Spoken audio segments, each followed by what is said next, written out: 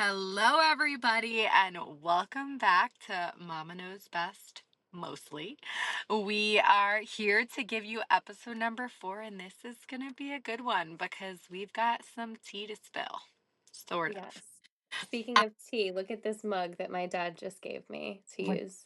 Hold on, It says, someone. "Someone tell my wife I'm retired." And so this is the mug I'm using today. That's incredible. I was going to say, someone say, like, mom's retired for a day or two. Right, the mama's day off. Yeah, yeah.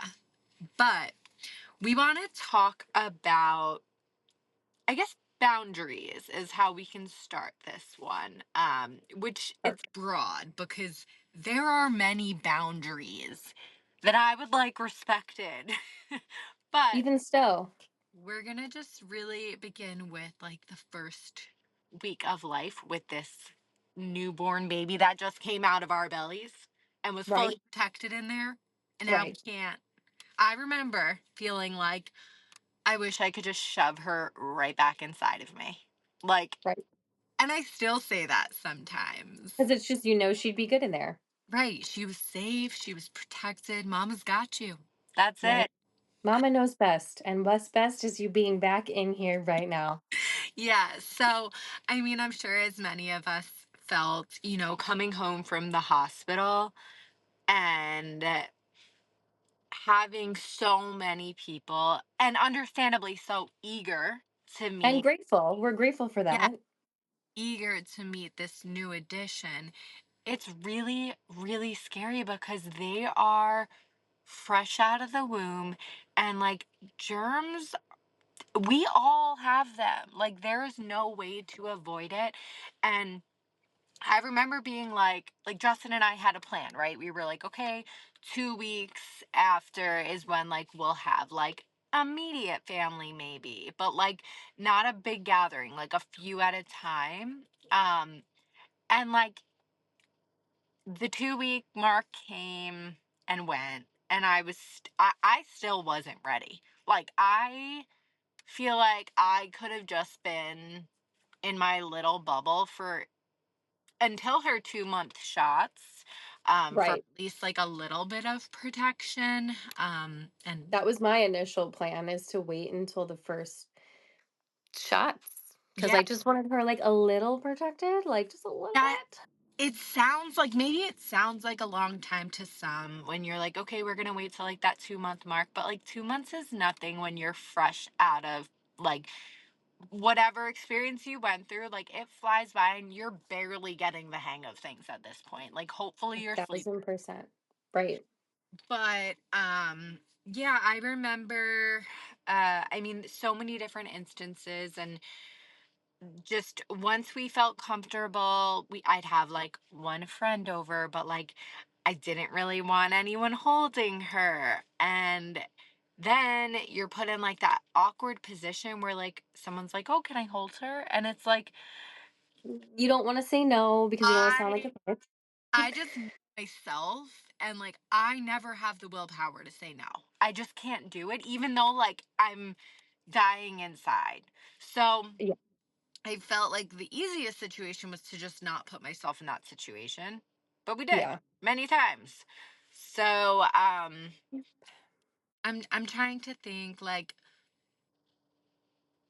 it's hard. It's hard because again, guys, I blacked a lot of this out. But there were definitely a handful of times where we had somebody come over to meet Jules, and like I made sure to say, obviously if you're not feeling well, we can reschedule. And like there'd be someone sitting in my kitchen sniffling, or like I think we even asked people in the beginning to wear a mask.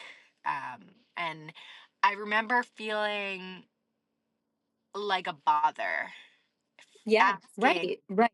asking somebody to do that, not for me but for the protection and health of my daughter. And it's just sad because like we don't know what we're doing. I don't know if that's actually protecting her, but like does it make me feel better and like I'm doing my best? Yes, so please put a mask on, wash your hands, don't ask to hold my baby when she's barely a day old. Like, just, Crazy. I mean, and even like up until even the first few months of her life, I just felt like it just shouldn't be a thing. Like, I've never gone to meet any of my friends' baby and asked to hold the baby. Me either. If they offer, sure, I'm not gonna say no to that, but I'm never gonna ask. Like, I don't know. That was weird. So we were just also fresh off the holidays. I know for you, you were right before the holidays. Um, so I'll kind of like, if you have anything specific, why don't you go ahead and share, and then we can go back a little bit, because I think boundaries is, there's just a lot to it, right? There is a lot to boundaries. I mean, before I gave birth, I had like a list of things that like, hey, don't come to the hospital. We'll let you know when we're home, and then we'll coordinate from there. But obviously, we were in the hospital a little longer than usual. So my mom came. She didn't get to hold the baby, but she got to see the baby. She was in, obviously, Fiona was in the NICU, so she got to like see her. Then my sister worked in the hospital, so she got to see her. And again, they were not allowed to touch. If there was literally a NICU box, like plastic or acrylic, whatever it is, inside the box, so you could look at the baby. And there was no air of yours going in there. There was no hands. So I was like, that's fine. My dad then was jealous, so he came to the hospital, looked at the baby, and then Zach's parents came, same thing, looked at the baby. And I thought, great, got that over with. So by the time we got home with the baby, and now that the air is out and she's not in the box anymore, I was feeling a little less like worried, I guess, about that whole like no people meeting the baby, because we had just gone through the hospital and then back to the hospital, and I was just happy to be home. So I was like, you know what? Fine. My mom can come over, my dad can come over, my sister can come over. But I put the fear of God into them. If I hear a sniffle, if I hear clearing your throat, if you don't wash your hands first, take your shoes off at the door, like change your shirt if if you're a smoker. My Wait, parents are not, but wait, we need to get back to the shoes off at the door, because why is that a problem to so many people as well? yeah, I just don't want any outside things. Of course you don't. Why would you? Do you know what you're stepping in every second of the day? That my child is then gonna literally lick the floor? No, Right. take your goddamn shoes off. Okay, Right. carry on. No, but you're right. It's a safe space. Like, so please forgive me, anyone listening to this who doesn't like this idea. But if the pacifier fell on the floor in my house that I knew I bleached the floors, I want to be able to pick it up and give it to her, because any germs that maybe were there are kind of helpful unless someone's coming in with their shoes off. It was a very clean space. I mean, I had a one bedroom apartment. Every inch of that place was scrubbed clean. It was like a quarantine zone, like so clean and safe. So Uh, I didn't want any shoes. But anyway, so I had my mom come over. They were all so respectful. My sister put compression socks on me. My sister's a nurse, like I said. So she was taking care of me. My mom brought over meals. My dad was there. And then the next day, Zach's parents, just his parents, came over. And when they came over, they held the baby and I did dishes and I cleaned because, I do like to clean. I really do. So I felt better about that. I do wish someone, my parents, their parent, anyone, had offered to let me do the dishes, let me clean while I sat there. I wish that was the case, but that didn't happen. So, whatever. Getting back to on track about the holidays. We had Vienna for 1 week before it was Easter Sunday. mm, And obviously, we knew what we were coming up to. I said, if it happens around Easter, don't expect me for Easter dinner. Normally, we split holidays. So we would go, Easter brunch here and then Easter dinner here. And I said, please don't expect me. I'm not leaving the house with a 1 week old, especially because these people have other people come out. Well, I didn't. This is going back to the not advocating for yourself. Like, you're kind of just in a whirlwind.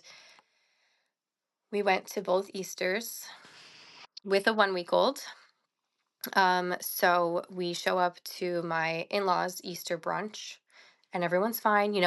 My mother-in-law is like, if you're sick, wash your hands. Like, wow. We're all like really trying to keep it cool. And then Zach's cousin and his wife show up, and I go to hug them to say hello. Mind you, I'm 1 week postpartum. in an Easter dress. I Everyone wants to hold the baby. Okay. Everyone wants to hold the baby. I'm just kidding. It's like such a whirlwind. I don't know what's happening. Baby's being passed around, and Zach's cousins walk in, or cousin and wife, and I go to hug them to say hello. And she goes, "Oh, no, we're not hugging. We're sick." Carly, I wish I could go back in time to myself and be like, it's okay to freak out. wait, the way I would have literally stopped time and been like, "That's it, wrap it up, we're out of here." I Like, wish I did that. I really do. But instead, I was like, "You're what?" And then I turned around to my mother-in-law and said, and was like, They're sick."